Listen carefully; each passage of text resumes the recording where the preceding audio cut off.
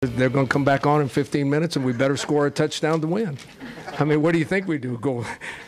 Go tell ghost stories? Or I feel like everybody overlooked because we just in the Mountain West, but tonight proved it. We can match up with anybody, and we coming at you. As much as we say the rest of the country probably shouldn't be surprised, they're always going to be surprised because we're just little old San Diego State. Yeah. San Diego State football team has a bit of a schedule adjustment after last year's upset win over Stanford. The Aztecs getting a primetime date with the 13th ranked Cardinal on Friday on FS1, which is broadcast nationally.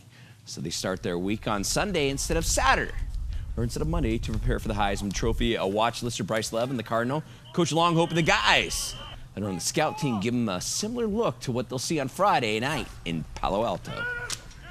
The newcomers, most of them are on the scout team, so there is a message that they have to give the guys that are going to play in the game a really good look, or we won't play very well. They got to see what they're going to see on game day in practice. Obviously, those young guys won't give them the speed of the action, but they should give them an idea of what's going to happen to them on both offense and defense. Nobody knows where their team's at in the first game of the year, and then when you're playing a team that is the 13th ranked team in the country and they got a Heisman Trophy candidate that's probably the leading candidate, I'd say it's a pretty good test. I think our defense is excited about playing. I don't think who we play or who the tailback is makes a huge difference. We ought to get ready to play everybody the same way.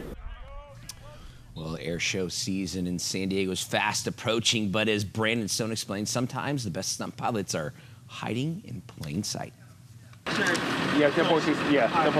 By day, the only barrels Anthony rolls over are the ones filled with reds and whites. I run a little aerial scenic touring business in Temecula wineries. We do aerial scenic tours for clients. So basically people come to me, we'll put them in an airplane. We won't do any rolls or loops. We'll fly straight level over the vineyards. But why would his customers care for some more action?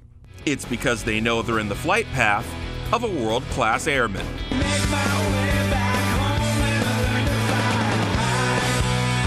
The closest thing to it is probably getting on one of the best rides, maybe a Magic Mountain, and multiply it by 20. And it probably might get you right there, but it's not close enough. Last year in 2017, I was able to perform at the Miramar Air Show, which is really big, brings about 750,000 fans to the airport.